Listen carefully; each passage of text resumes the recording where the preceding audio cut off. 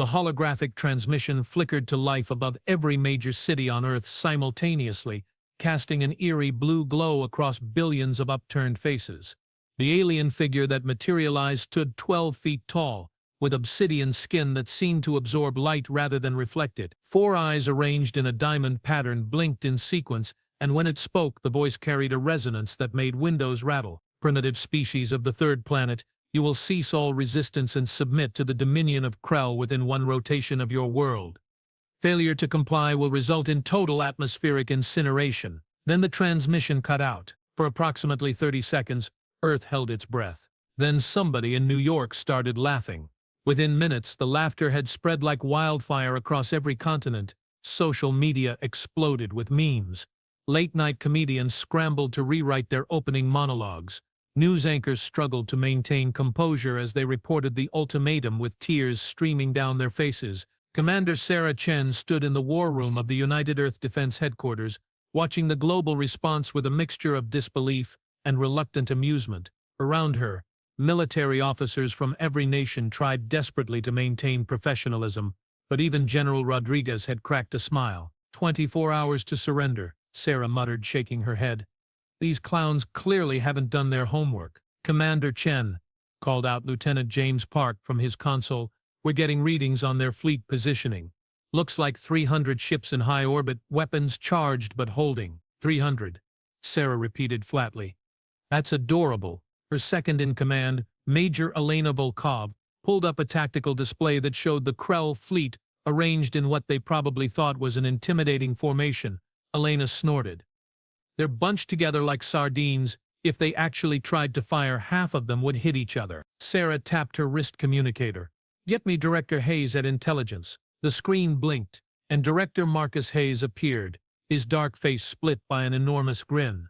You seeing this circus, Commander? I'm seeing it. What's the analysis? Oh, it gets better. We cracked their communication encryption in about 40 minutes. Want to know why?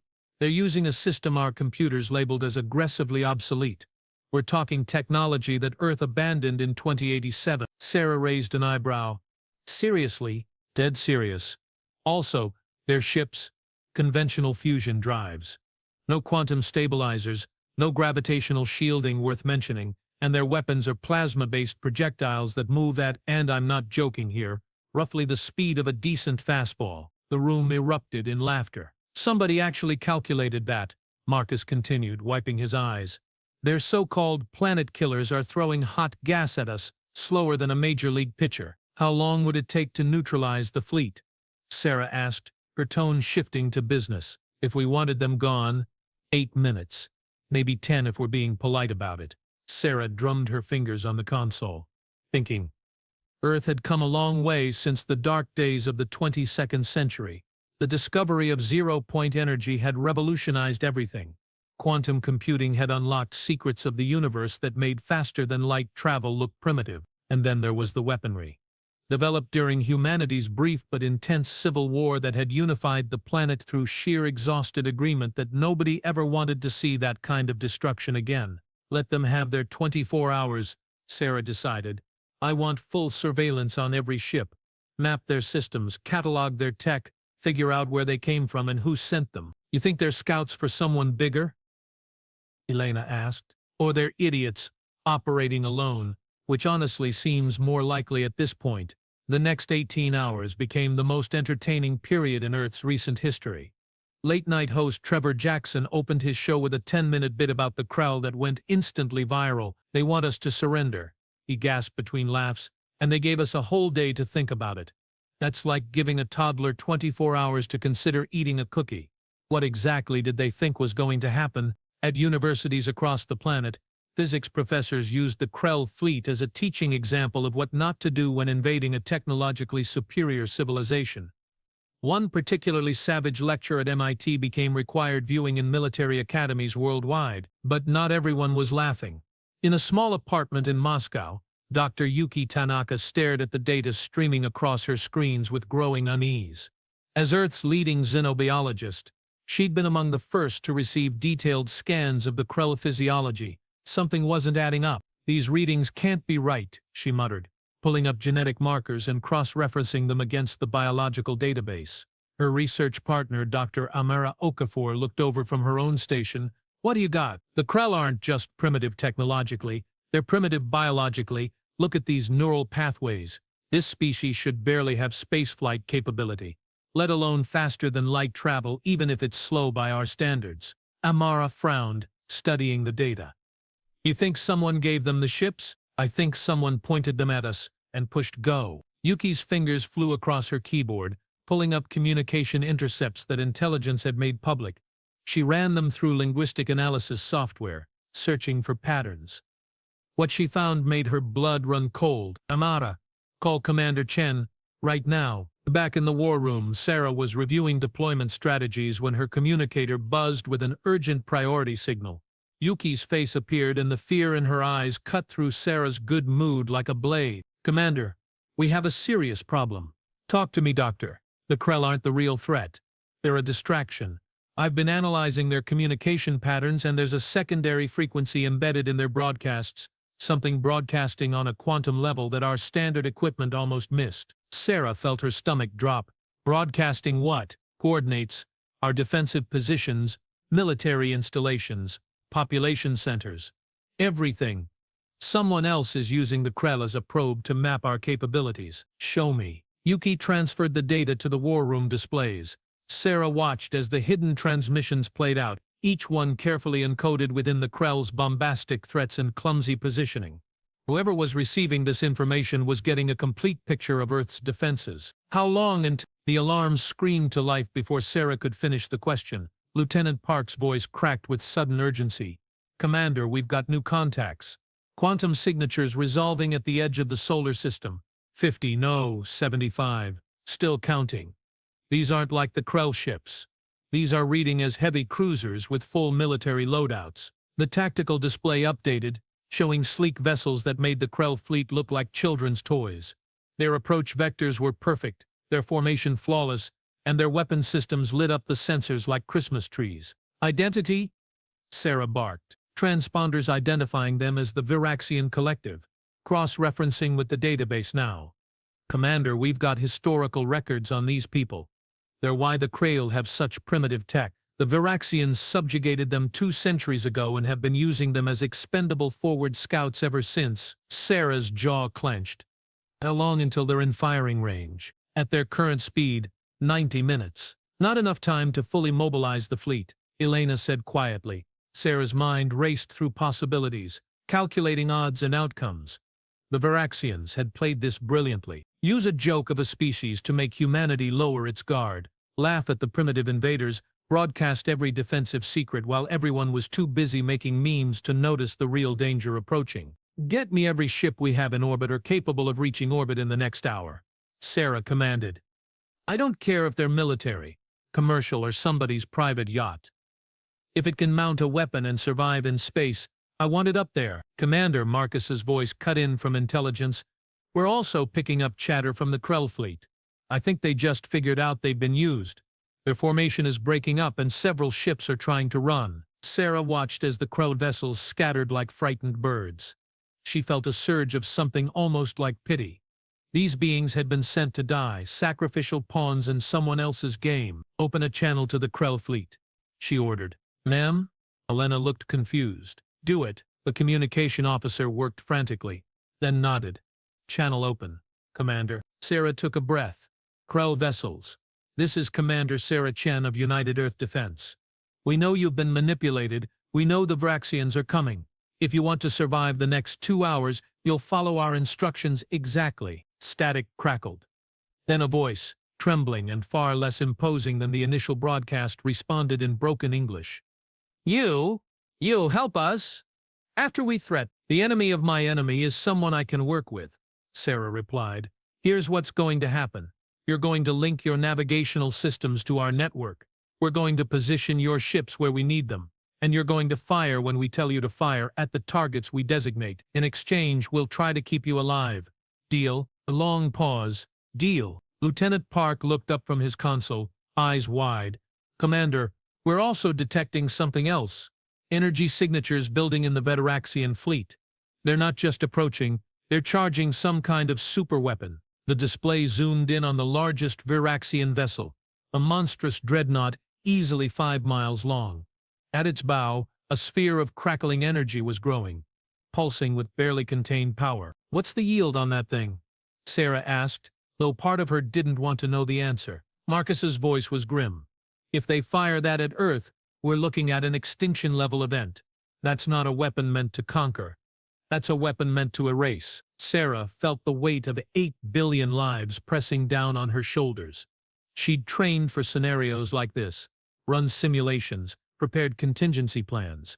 But standing here, watching doom approach at relativistic speeds, the reality hit with crushing force. Time to weapons range, 72 minutes.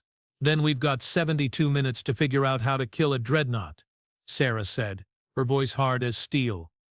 "Elena, I need every tactical officer we have running scenarios. Marcus, find me a weakness in their shields, their hull, anything. Park, coordinate with the Krell ships, and get me a firing solution that doesn't sacrifice them all in the first salvo." The war room exploded into controlled chaos as every officer bent to their task. Sarah pulled up the global defense grid, watching as ships began launching from every spaceport on the planet. Humanity's fleet was impressive, built on cutting-edge technology that made conventional physics cry, but they were scattered, disorganized, and facing an enemy that had spent centuries perfecting the art of conquest. Then her communicator buzzed again. This time it was Admiral Zhang from the Pacific Fleet. "Commander Chen, I've been reviewing the Veraxian approach vectors. They're moving in a straight line, maximum speed, all power to forward shields. What's your point, Admiral?" "They're overconfident.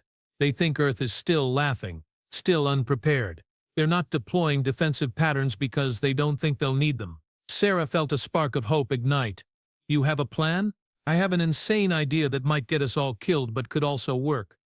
"How much do you trust me?" Sarah looked at the countdown timer on her display. 70 minutes until potential extinction. "Right now, Admiral, you're my favorite person in the solar system. Talk to me." As Admiral Zhang explained his strategy, Sarah felt her expression shift from skepticism to shock to something resembling a smile. It was absolutely crazy. It violated every standard tactical doctrine. It required precision timing that bordered on impossible and coordination between forces that had barely practiced together. It was also the most human plan she'd ever heard. "Do it," Sarah ordered, "and Admiral, make sure every ship knows what they're signing up for." "They already do, Commander. Nobody's backing down." Sarah turned to address the entire war room. "Listen up, everyone. We're about to attempt something spectacularly stupid, but if it works, the Veraxians are going to learn a very important lesson about Adanim." "What lesson is that?" Elena asked. Sarah's smile turned predatory. "That we're at our most dangerous when someone makes us stop laughing." The next hour passed in a blur of preparation. Ships moved into position following patterns that made no tactical sense to any conventional military mind. The Krell vessels, now under human coordination, arranged themselves in formations that looked like deliberate vulnerabilities. Weapon systems charged, crews ran final checks, and across Earth, people who'd spent 18 hours laughing at an alien threat now watched their skies with bated breath. At 58 minutes, the Veraxian dreadnought superweapon reached full charge. At 55 minutes, every ship in the makeshift Earth defense fleet reported ready. At 52 minutes, Sarah Chen opened a broadcast channel that reached every human being on the planet and every ship in orbit. "This is Commander Chen. I'm not going to lie and tell you there's no danger. The Veraxians came here planning to wipe us out, to add Earth to their collection of conquered worlds. They used the Krell as bait, made us laugh while they prepared to strike. That was their first mistake." She paused, letting her words sink in. "Their second mistake was thinking that laughter meant weakness, that humor meant we weren't taking them seriously. But here's the thing about humans. We laugh in the face of death, not because we don't understand the danger, but because we refuse to give it the satisfaction of our fear." On the tactical display, the Vexian fleet crossed the orbital boundary. 48 minutes. Every person in every ship up there right now volunteered. Military, civilian, it didn't matter. Because that's what we do. When someone threatens our home, we don't surrender. We don't break, we stand together and we fight. So to the Veraxians heading our way with their fancy dreadnought and their super weapon, I have a message. Sarah's voice dropped to something cold and deadly. You should have spent more time learning about us. Because you're about to find out why Earth doesn't get conquered. why we're still here after wars, plagues, near-extinction events, and our own worst impulses. You wanted to see what humanity looks like when we stop laughing. The super weapon on the dreadnought pulsed, ready to fire. Here we are. And that's when Sarah gave the order that changed everything. All ships execute Protocol Mockingbird. What happened next would be analyzed in military academies for generations. But in the moment it looked like pure chaos. The Earth fleet scattered in every direction, ships diving, climbing, rolling in patterns that seemed random. The Krell vessels suddenly surged forward, not attacking but screaming directly at the Veraxian formation like missiles. The Veraxians, expecting either surrender or a conventional defensive stance, found themselves facing 300 ships on suicide runs and a scattered enemy they couldn't effectively target. Their formation buckled, ships breaking off to intercept the Krell vessels. But the Krell ships never made impact. At the last possible second, they detonated their own reactor cores. The explosions weren't large enough to destroy the Veraxian ships, but they didn't need to be. What they did was create massive electromagnetic pulses that fried sensors and temporarily disabled shields, and in that brief window of blindness and vulnerability, Earth's fleet struck. They came from every angle, weapons blazing with quantum disruption torpedoes and coherent energy beams that punched through weakened defenses like tissue paper. The Veraxian formation, already disrupted, collapsed into complete disarray as ships exploded or went spinning off into space, crippled and burning. But the dreadnought remained, its superweapon fired. A lance of pure destruction screamed toward Earth at near light speed, capable of burning through the atmosphere and igniting the oceans.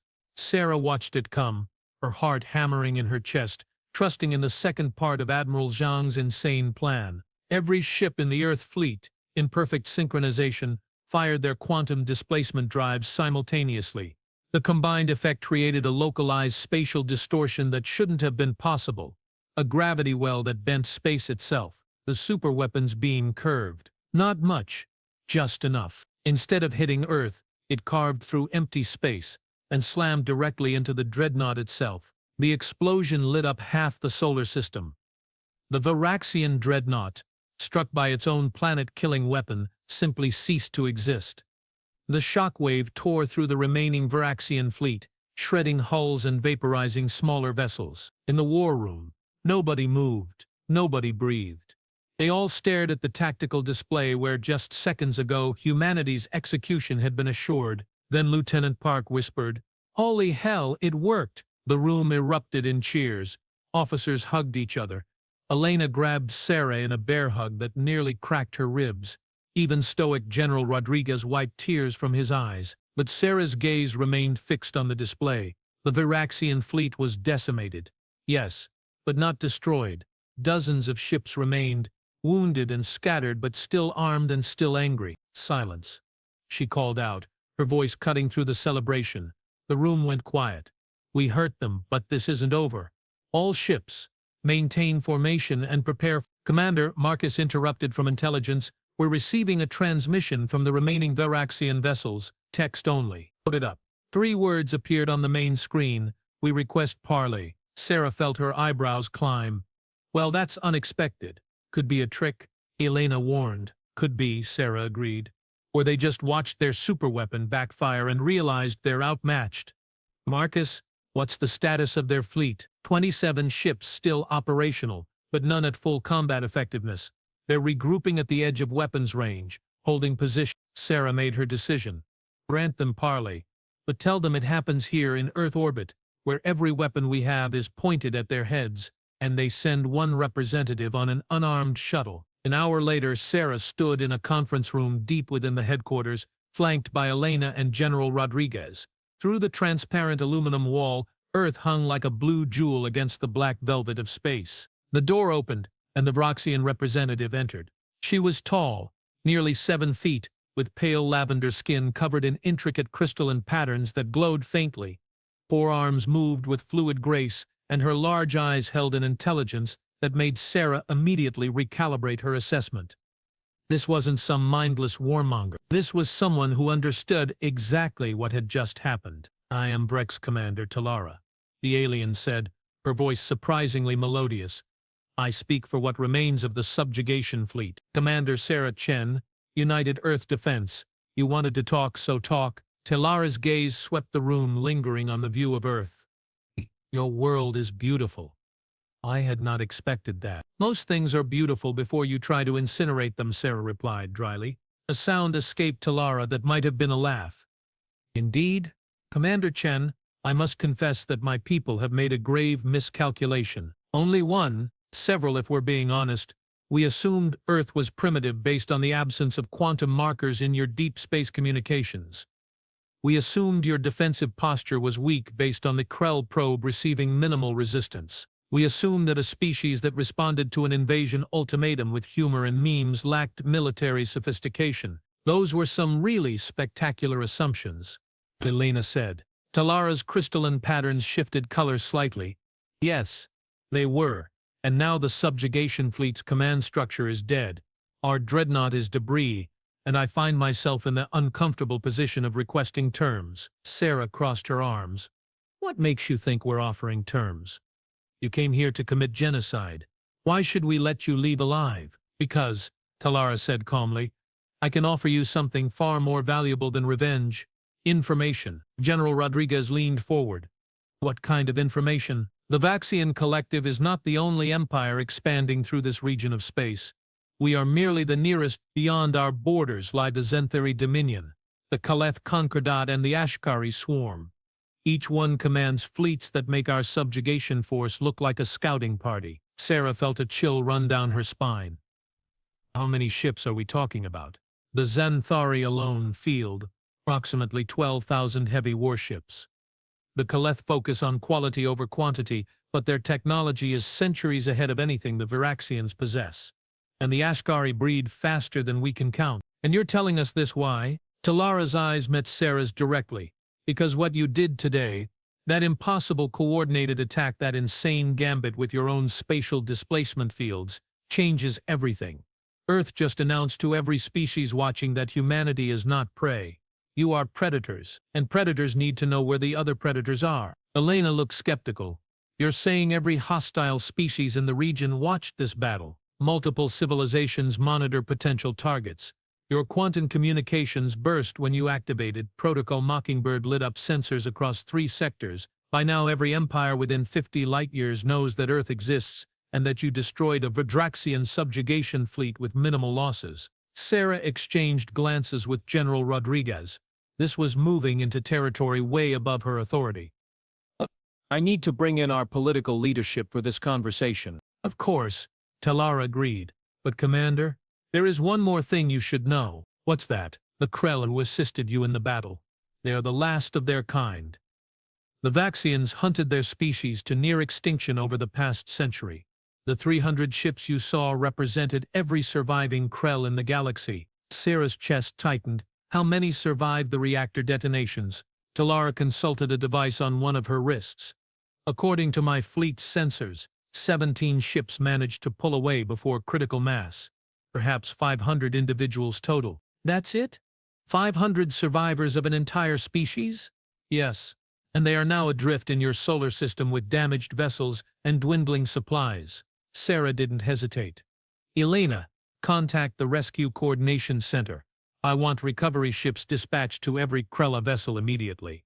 Medical teams, engineering support, whatever they need. Commander, General Rodriguez said quietly. Shouldn't we clear that with— No, Sarah cut him off. Those people, and yes, I'm calling them people, just sacrificed themselves to save Earth. We don't debate helping them. We just do it. Anyone who has a problem with that can take it up with me personally. For the first time since entering the room, Talara's crystalline patterns brightened noticeably. That reaction, Commander Chen, is precisely why I believe humanity might survive what's coming. Over the next 3 weeks, Earth underwent the most rapid transformation in its history. The parley with Talari expanded into full negotiations, with political leaders, military strategists, and scientists from every nation involved. The Veraxian provided detailed intelligence on the major powers in the region along with technological specifications and tactical assessments. The Krell survivors were given sanctuary in a specially constructed orbital habitat.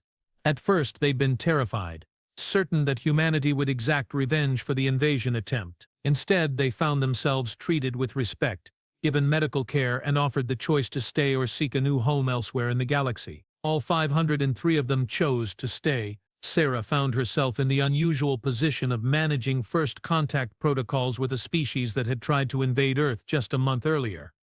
She met with their leader, a weathered Krell named Torgan, who had commanded the fleet's flagship. They met in the observation deck of the habitat, Earth visible through the viewport. "I owe you an apology," Torgan said without preamble. His 4 eyes blinked in sequence. A gesture Sarah had learned indicated sincerity. "My people were desperate. The Veraxians promised us a new world if we succeeded in conquering yours. We knew it was likely a lie, but the hope of freedom, of a home, it blinded us to the immorality of what we were being asked to do." "I understand desperation," Sarah replied. "I've seen what it makes people do, but what I need to know now is whether your people can move forward. We're offering you asylum, but Earth needs to know you're not going to become a fifth column." Torgan made a gesture with his lower arms that translated roughly to a human bow. "Commander Chen, my people have nothing but gratitude for humanity. You could have destroyed us. You had every right. Instead, you saved us. There is a concept in Krell culture, a debt of honor that can only be repaid through loyal service. Every Krell in this habitat has sworn that oath to Earth." "I'm not asking for servitude," Sarah said firmly. "I'm offering partnership. Your people have experience with interstellar travel with different species and cultures. That's exactly what Earth needs right now. Then you have it. Freely given, not as payment, but as friends." Sarah extended her hand. After a moment, Torgan reached out with one of his own appendages, and they shook on it. Meanwhile, intelligence analysts were processing the staggering amount of data Talara had provided. Dr. Yuki Tanaka and her team worked around the clock, building comprehensive profiles of the major powers. The Zenthari Dominion was a hierarchical empire spanning 47 star systems, ruled by an emperor who claimed divine right. Their military doctrine favored overwhelming force and scorched earth tactics. They'd conquered over 200 species in the past millennium and showed no signs of slowing down. The Calith Concordat was smaller but terrifyingly advanced. They'd mastered technologies that Earth's best scientists could barely comprehend, weapons that manipulated probability fields, shields that existed in parallel dimensions, and ships that could become intangible at will. They were less overtly aggressive than the Zenthari but equally dismissive of lesser species. And then there was the Ashkari swarm. The briefing documents on them gave Sarah nightmares. They weren't a traditional civilization at all, but a collective consciousness spread across billions of insectoid bodies. They reproduced exponentially, consumed resources at an alarming rate, and moved from system to system like a plague of locusts. Negotiations with them were impossible because they lacked individual identity. You couldn't reason with the swarm because the swarm didn't think in concepts like mercy or compromise. "We are spectacularly screwed," Marcus observed during one briefing, staring at the strategic map that showed hostile empires in every direction. "Maybe not," Sarah countered. "Look at the map again. Really look at it." Marcus frowned, studying the display. "I see 3 massive threats surrounding us. And what are they doing? Expanding their territories, conquering. The usual empire stuff." Marcus trailed off as realization dawned. Oh no. "Oh yes," Sarah confirmed. "They're all heading toward each other. The Zenthari are pushing into Kalith space. The Kaliths are maneuvering to avoid the Ashkari, and the Ashkari are spreading in all directions. Earth isn't in the middle of hostile territory. We're in the middle of a powder keg that's about to explode." Dr. Tanaka pulled up conflict projections.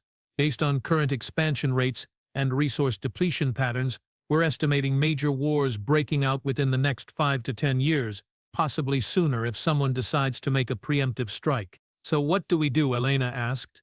"Pick a side?" "We build," Sarah said firmly. "We take everything we've learned from this encounter and we build better ships, better weapons, better defenses, and we make alliance." "With who?" "Everyone out there is either hostile or conquered." Sarah smiled. "Not everyone. Talara tells me there are dozens of minor species in the region, civilizations too small or remote to have attracted the attention of the major powers yet. Species like the Krell who are desperate for protection from empires that see them as resources to be exploited." General Rodriguez caught on immediately. "We want to build a coalition. I want to build something better. A federation of free worlds, united not by conquest but by mutual defense and shared values. Earth can't stand alone against these empires, but we don't have to. There are hundreds of species out there who would jump at the chance for protection and a voice in their own destiny. It's ambitious, Marcus admitted. Some might say insane. I prefer optimistic, Sarah countered. And we've got something none of these empires have. We've got humanity's greatest asset. What's that? We know how to make friends out of enemies. The Krell came here to invade us, and now they're part of Earth's extended family. The Lara came here as a conqueror, and now she's helping us prepare for what's coming. That's the human superpower that none of these galactic empires understand. We don't just defeat our enemies, we turn them into allies. Over the following months, Earth's transformation accelerated. New shipyards blossomed in orbit around the Moon and Mars. The Krell shared their knowledge of faster-than-light navigation, while human engineers improved on their designs using quantum principles. Hybrid vessels began rolling out, combining the best of both species' technologies. Talara proved to be an invaluable advisor. She'd formally defected from the Veraxian collective, claiming asylum on Earth and bringing with her a cadre of like-minded Veraxians who'd grown disgusted with their empire's expansionist policies. Her insights into galactic politics were worth their weight in antimatter. Sarah found herself promoted to admiral leading the newly formed Earth Coalition fleet. The name was optimistic. So far, the coalition consisted of Earth, the Krell remnant, and about 40 Veraxian defectors. But it was 6 months after the invasion attempt, the first contact mission launched. 3 ships, commanded by Admiral Chen herself, with Krell navigators and Veraxian diplomatic advisors. Their target was the Pelion system, home to a species called the Mirathi who'd been paying tribute to the Xanthari for decades. The mission was a gamble. If the Mirathi reported Earth's presence to the Xanthari, it could trigger another invasion. But if they listened, if they joined, the Mirathi were aquatic beings, graceful and intelligent, who developed advanced biotechnology but lacked military capabilities. Their home world was beautiful, covered in vast oceans dotted with floating cities. When Sarah's fleet arrived in orbit, the Mirathi response was cautious but intrigued. They'd never seen ships like Earth's, and the presence of Krell crew members especially fascinated them. The Krell were legend in this region, the species that had resisted the Veraxians for a generation before finally falling. The negotiations took 3 weeks. Sarah laid out Earth's proposal: mutual defense, technology exchange, and freedom from tribute payments to the Xanthari. And what do you ask in return? The Mirathi elder, named Solanth, inquired. Friendship, Sarah replied simply. An alliance of equals.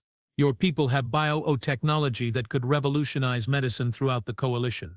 We have military capabilities that can protect you. Together, we're stronger. The Xanthari will not appreciate losing their tribute, Solanth warned. Then the Xanthari will learn that tribute is no longer an option, Sarah said firmly.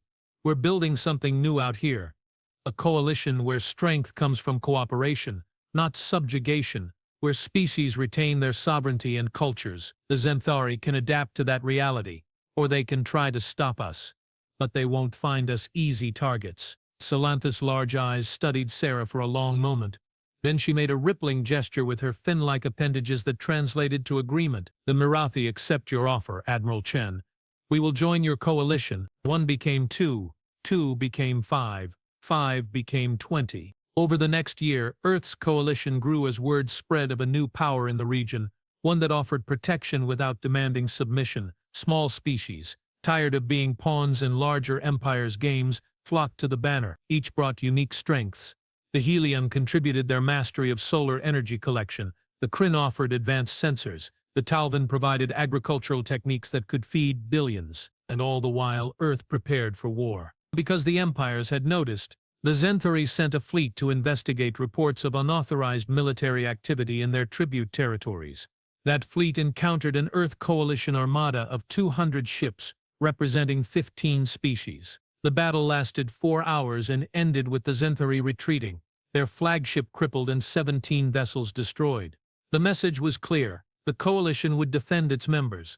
The Kalith took a different approach, attempting to infiltrate Earth's networks with their advanced technology.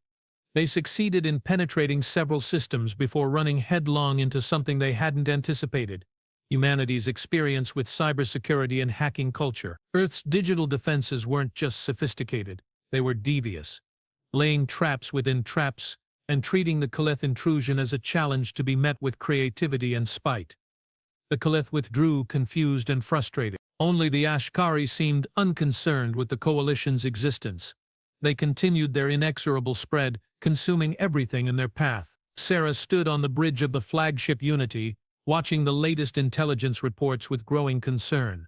The Ashkari were approaching coalition space, and unlike the Zenthari or Kalith, they couldn't be negotiated with or deterred. Admiral Captain Voran, a Krell officer who'd become Sarah's trusted second-in-command, reported, "Scouts confirm the swarm has reached the Outer Rim colonies.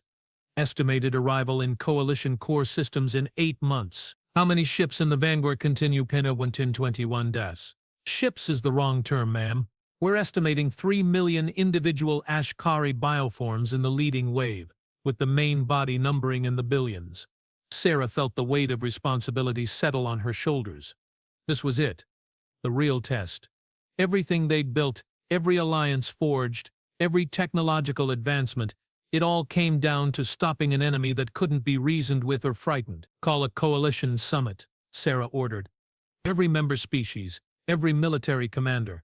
We've got 8 months to figure out how to stop the unstoppable." The summit convened on Earth, in the newly constructed Unity Hall.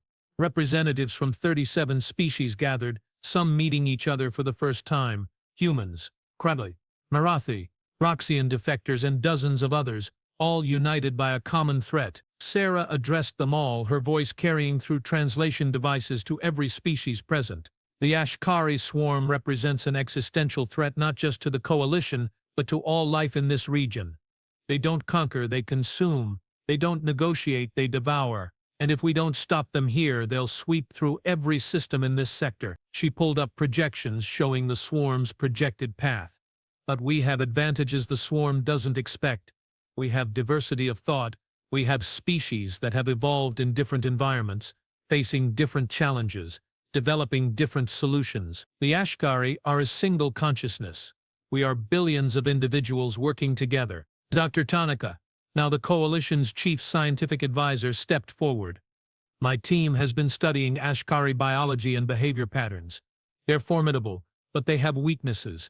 Their collective consciousness relies on quantum entanglement across the entire swarm. Disrupt that connection, and individual bioforms become confused, unable to coordinate.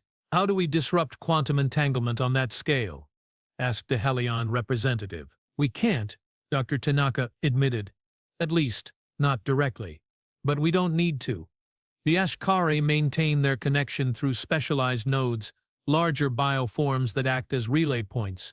If we can identify and eliminate those nodes, the swarm fragments." Talara finished, her crystalline patterns glowing with excitement. "Each segment would still be dangerous, but manageable. Unable to coordinate large-scale attacks, the planning took months. Every species contributed. The Marathi developed biological weapons specifically targeting Ashkari physiology. The Helion designed solar collection arrays that could be weaponized into devastating energy lances. Human engineers refined Waktan disruption, torpedoes. Krell strategists planned battle formations that would maximize the coalition's mobility advantage. And through it all, more species joined. The word had spread across the sector. There was a coalition that stood against the darkness, that fought not for conquest but for survival and freedom. The Drexen came, bringing their heavy armor technology. The Yalani arrived with their mastery of gravitational manipulation.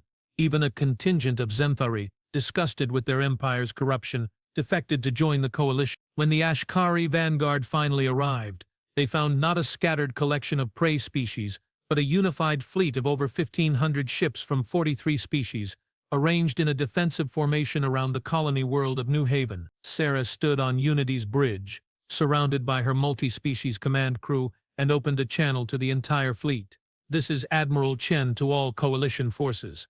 Today we fight not for glory, not for territory, but for the simple right to exist. The swarm believes we're prey. Let's show them what happens when prey evolves into predators." The battle that followed would be remembered for generations across dozens of worlds. The Ashkari came in waves, bioships that moved with unnatural coordination, weapons that were living organisms bred for destruction.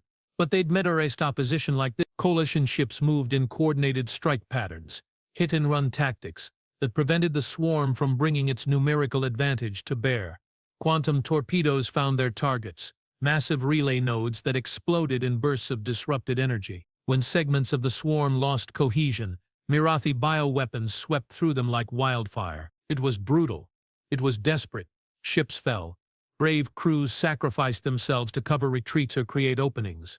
The Krell vessel Redemption rammed a relay node when its weapons failed, the crew knowing they wouldn't survive but buying time for others to escape. The Helion cruiser Daylight used its entire power core to generate a solar lance that carved through thousands of Ashkari bioforms before the ship went dark forever. But slowly, impossibly, the coalition pushed forward.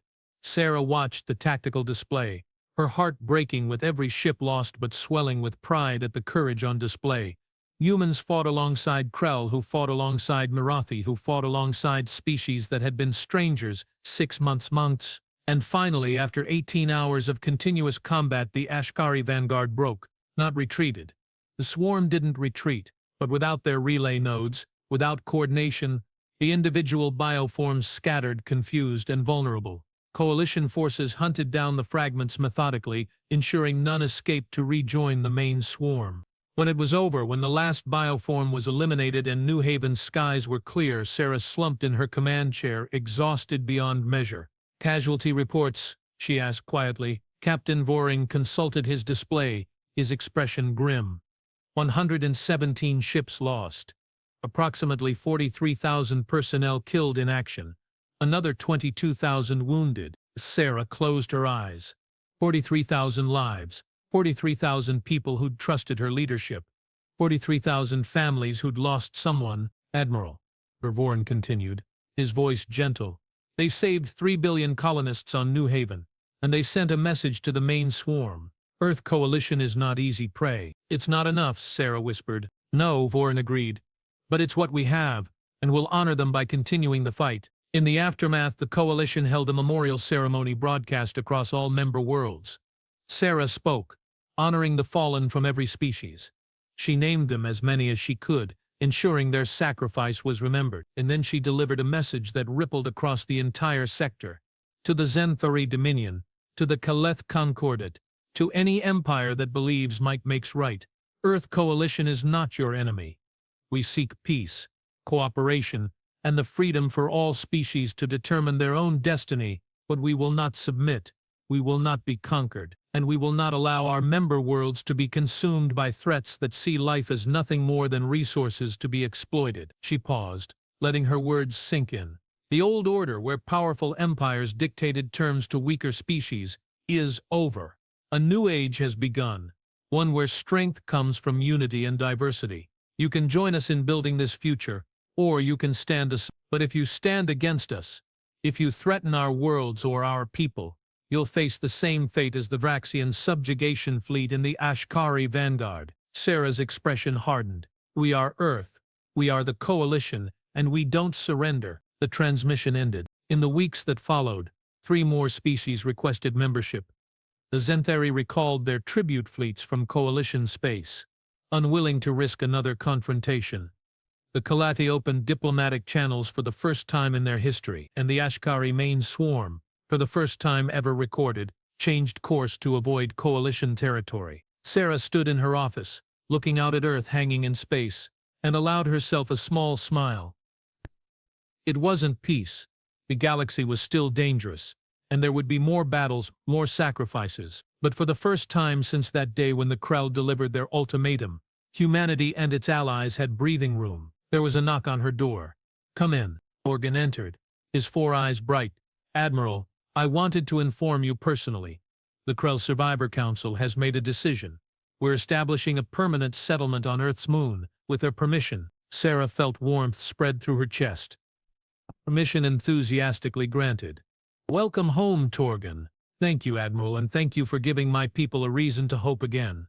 We came to your world as invaders. You made us family." After Torgan left, Sarah returned to the window. 24 hours. That's how long the Krill had given Earth to surrender. Humanity had spent 18 of those hours laughing, and in the remaining 6, they'd changed the galaxy forever. The universe was vast and full of dangers. But Earth had proven something that day, something that would echo across the stars for generations to come. Humanity's greatest weapon wasn't their technology or their tactics. It was their refusal to accept that anything was impossible. Their ability to find hope in the darkest moments. Their talent for turning enemies into allies and building something greater than themselves. They'd been given an ultimatum: surrender or die. Earth's response had been simple: we choose neither. And when the galaxy looked at humanity now, it saw not prey, not primitives, but the species that laughed in the face of death and then rewrote the rules. Sarah raised her coffee cup in a silent toast to the stars, to the fallen, and to the impossible future they were all building together. "Here's to choosing neither," she murmured. Always. Outside her window, ships from a dozen species patrolled Earth orbit. Not conquerors, not subjects. Partners in something unprecedented, a galaxy where species stood together.